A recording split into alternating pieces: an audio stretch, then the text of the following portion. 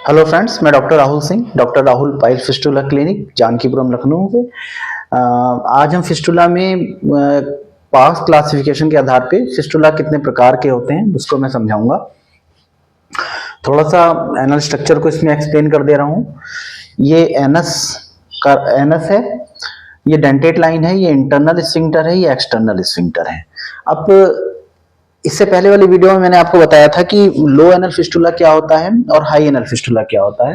Anorectal ring के नीचे से अगर इंटरनल ओपनिंग, मतलब फिस्टुला की आपको मैंने बताई थी 2 ओपनिंग होती हैं। अगर उसकी इंटरनल ओपनिंग एनोरेक्टल रिंग के नीचे है तो उसको हम लो एनल फिस्टुला कहते हैं, उसके ऊपर है तो उसको हाई एनल फिस्टुला कहते हैं। अब इसमें और थोड़ा सा इसको हम आगे पास्ट क्लासिफिकेशन है उसमें इसको 4 तरीके का फिस्टुला बताया गया है।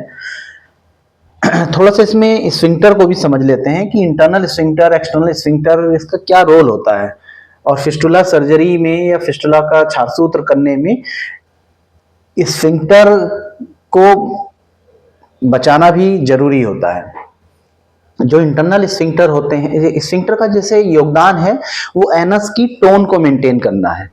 एनस की टोन जो है, जैसे जिससे कि एनस जो है ये अपने को संकुचित कर लेती है, बंद कर लेती है और अपने को खोलती है जब मल त्याग के समय पेशेंट जाता है या कोई व्यक्ति जाता है। तो इसमें इंटरनल स्फिंक्टर जो है, इस मसल्स का 85% योगदान होता है एनस की टोन को मेंटेन करना। कभी कोई मरीज पूछते हैं कि ऑपरेशन करवाने पे ऐसा तो नहीं है हमारा लैट्रिन ही ना रुक पाए, लैट्रिन निकलती रहे। तो वही चीज है ये कि जो ये रिंग होती है या मसल्स होती हैं जिसको स्फिंक्टर कहते हैं, तो उसमें इंटरनल स्फिंक्टर जो होता है उसका 85% रोल होता है मल को रोकने में, और जो एक्सटर्नल स्फिंक्टर है इसका 15% का रोल होता है। अब जो फिस्टुला बनता है वो इस स्फिंक्टर को, जो ट्रैक बनता है फिस्टुला का, वो स्फिंक्टर को क्रॉस कर करके बनता है, इस स्फिंक्टर को पार करके बनता है। तो जब सर्जरी करते हैं तो इसमें स्फिंक्टर इन्वॉल्व होता है। इसलिए एमआरआई करवाने से, जब हम एमआरआई लिखते हैं फिस्टुलोग्राम, तो उससे करवाने से ये पता चल जाता है कि इसमें कितना स्फिंक्टर का रोल है। तो अब थोड़ा सा इसको मैं समझा देता हूं। जैसे ये इंटरनल स्फिंक्टर है, ये गुदा का रास्ता है, इसके बाहर एक रिंग होती है, उसके बाहर एक रिंग होती है।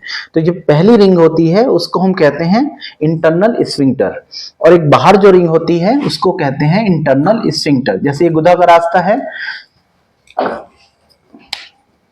ये मान लीजिए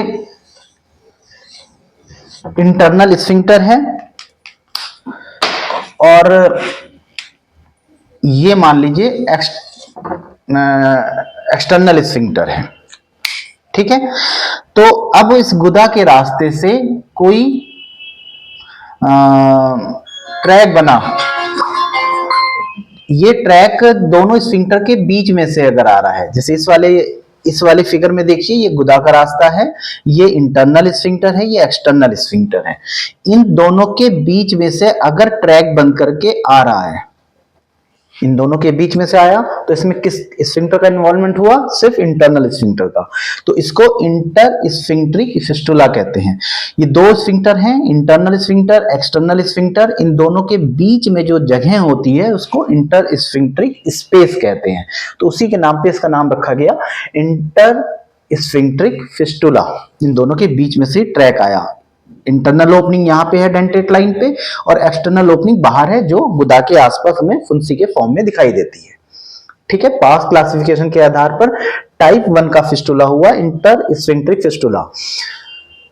अब अगर ये फिस्टुला का ट्रैक इन दोनों स्फिंक्टर को पार करके बनता है, जिसमें इंटरनल और एक्सटर्नल दोनों स्फिंक्टर को क्रॉस कर करके ये ट्रैक बन के आ रहा है, इंटरनल ओपनिंग तो डेंटेट लाइन पे ही है और बाहर ये दोनों स्फिंक्टर को पार करके आ रहा है, इसको कहते हैं ट्रांस स्फिंक्ट्रिक फिस्टुला।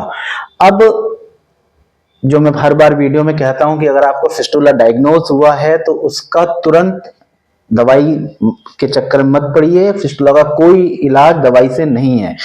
दवाई से सिर्फ ये होता है कि पता चला आपका सिर्फ इंटरस्टिटिव फिस्टुला बना था, आपने दवाइयां खा खा के उसको ट्रांस स्फिंक्टरी फिस्टुला बना लिया, मतलब एक स्फिंक्टर का इन्वॉल्वमेंट था, अब आपने दोनों स्फिंक्टर को इसमें इन्वॉल्व कर लिया, तो इसलिए दवाई इसमें फिस्टुला में काम नहीं करती। डायग्नोज हुआ तुरंत सर्जरी करवाइए, छासू सर्जरी सबसे इसमें करवाइए।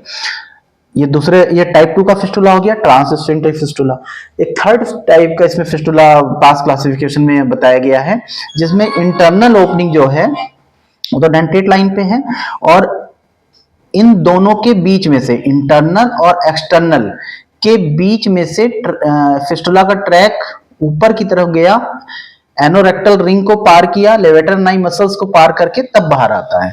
इसको सुप्रा स्फिंक्टरी फिस्टुला कहते हैं। इसमें लेवेटरनाई मसल्स को पार करके आया, लेकिन इसकी इंटरनल ओपनिंग डेंटेट लाइन पे ही है, ठीक है, रेक्टम में नहीं है डेंटेट लाइन पे ही, लेकिन ये ट्रैक नीचे घर से ना आके ये ऊपर की तरफ चला गया, तभी मैं कहता हूं डिले नहीं करिए, इसमें चला गया और इसको लेवेटरनाई मसल्स को पार करके फिर ये बाहर आया।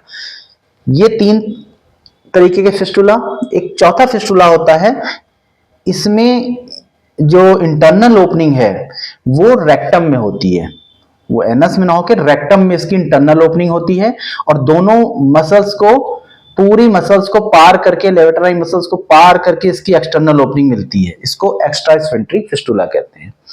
तो अभी हमने पढ़ा, इसमें पास क्लासिफिकेशन के आधार पर फिस्टुला को इसमें 4 उसमें बांटा गया है: इंटरस्फिंक्टरी फिस्टुला, ट्रांस स्फिंक्टरी फिस्टुला, सुप्रा स्फिंक्टरी फिस्टुला और एक्स्ट्रा स्फिंक्टरी फिस्टुला।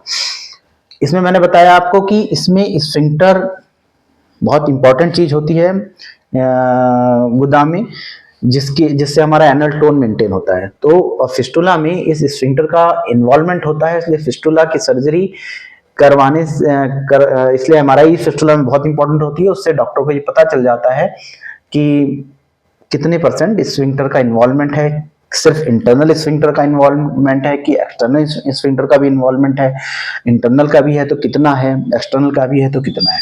तो इसलिए अगर फिस्टुला डायग्नोज हो गया है, आपको पता चल गया है फिस्टुला हो गया है, तो इसके दवाई से इसका इलाज करने की कोशिश नहीं करिए, इससे दवाई से फिस्टुला ठीक नहीं होता है।